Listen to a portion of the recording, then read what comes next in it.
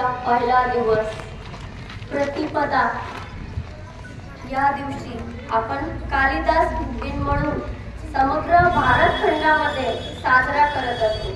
तुम्ही भी घरी जाऊन जेव्हा कॅलेंडर पाहाल ना, तर आज तुम्हाला कालिदास दिन असं लिहिलेलं दिसणार आहे। कालिदासांचे 7 कृती हे जगामध्ये प्रसिद्ध आहेत। असं म्हणतात की कालिदास हे काली माताचे अनन्य भक्त होते। जेव्हा ते काली माताच्या मंदिरात पूजा करायला गेले, त्यांच्याकडून ज्ञान ग्रहण करून ते घरी परतले, तेव्हा त्यांची पत्नीने त्यांना विचारले, अस्ति कश्चित वाग्विलासः। आणि या 3 शब्दावरून कालिदासाने 3 महाकाव्यांची निर्मिती केली। अस्ति उत्तरस्यां दिशि अशा शब्दांनी सुरुवात करून त्यांनी कुमार संभव नावाचे महाकाव्य लिहिले, जे की जगप्रसिद्ध आहे। तसेच दुसरा शब्द त्यांची पत्नीने उच्चारलेला होता कश्चित, तर कश्चित कांता विरह या शब्दावरून त्यांनी मेघदूतम नावाचे महाकाव्याची निर्मिती केली। आणि तिसरा शब्द होता वाग्विलास, तर वागर्थम इव संप्रोक्तः या शब्दावरून त्यांनी रघुवंश नावाचा महाकाव्य जगाला दिला। आता हे जे महाकाव्य आहेत, तसेच अभिज्ञान शाकुंतलम, या अभिज्ञान शाकुंतलमला जर्मन कवी गटे जेव्हा वैश्विक कवी संमेलन झाला, तेव्हा हे जर्मन कवी गटे या अभिज्ञान शाकुंतलमला वाचून ते डोक्यावर ठेवून अख्खी सभेमध्ये नाचले होते। म्हणजे इतका सुंदर महाकाव्य, त्यांनी इतके सुंदर नाटक लिहिलेले आहेत।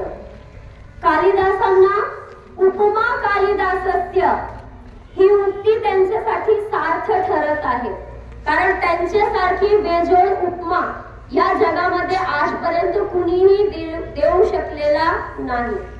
जेव्हा आम्ही रघुवंश वाचतो, तर तेव्हा आम्ही त्यामध्ये पाहतो की त्यांनी जेव्हा सांगितलंय की सीतेला घेऊन रावण पुष्पक विमानामध्ये बसून आणि आकाश मार्गाने लंकेकडे पलायन करतो, तर तेव्हा जे मार्ग त्यांनी सांगितलेला आहे रघुवंशामध्ये, तर त्या मार्गावर वैज्ञानिकांनी संशोधन केला आणि त्यांना असं वाटलं की काय बेजोड बुद्धी होती, किती यांचा भौगोलिक अभ्यास होता आणि यांच्या काव्य किती वैज्ञानिक आहे।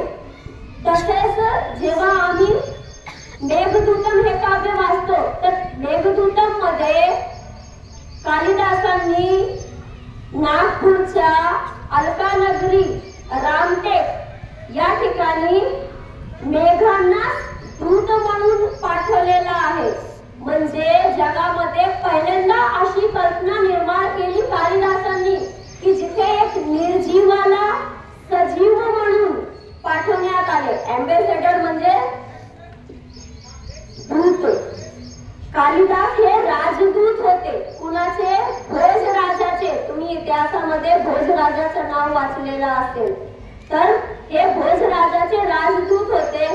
जेव्हा त्यांचे जावयाचं निधन झाला, तेव्हा त्यांनी आपल्या या राजदूताला आपली मुलीसोबत विशेष सल्लागार म्हणून रामटेक या ठिकाणी पाठवला आणि रोज संध्याकाळी हे या राजकुमारी सोबत रामटेक येथे भगवान रामाचे दर्शन करायला जायचे। आणि त्यावेळेस आषाढ महिन्याच्या पहिल्या दिवशी जेव्हा ते तिथे गेले, तेव्हा आकाशाचे सुंदर दृश्य पाहून, सुंदर मेघ पाहून त्यांना मेघदूत हे काव्य सुचले। आणि या मेघदूत काव्यामध्ये त्यांनी जे भौगोलिक, वैज्ञानिक, मानसशास्त्रीय तसेच ईश्वर भक्ती, निसर्ग प्रेम आणि देशप्रेम या सर्वांचा मिलाप असलेले एक सुंदर काव्यकृतीचे वर्णन केला। कालिदास हे केवळ एक अलंकारिक काव्य रचना करणारे कवी नव्हते, तर एक वैज्ञानिक विचारधारा असणारे कवी कवी होते. कालिदासाने पूर्व मेघातच जातवंशे भुवन विदिते म्हणजे पुष्करावर्तकानाम या एका ओळीमध्ये मेघांच्या जन्मस्थानाचं वर्णन केलेलं आहे. म्हणजे पुष्कर आणि आवर्त हे मेघाचे जन्मस्थान आहे. तसेच मेघाचे 10 प्रकारांचा देखील या मेघदूतम काव्यामध्ये वर्णन करण्यात आलेलं आहे. आणि आजही ते ढग संशोधकांना पाहायला मिळतात. तसेच प्रकारच्या त्या मेघांची वेगवेगळी वैशिष्ट्ये देखील अनुभवायला मिळतात.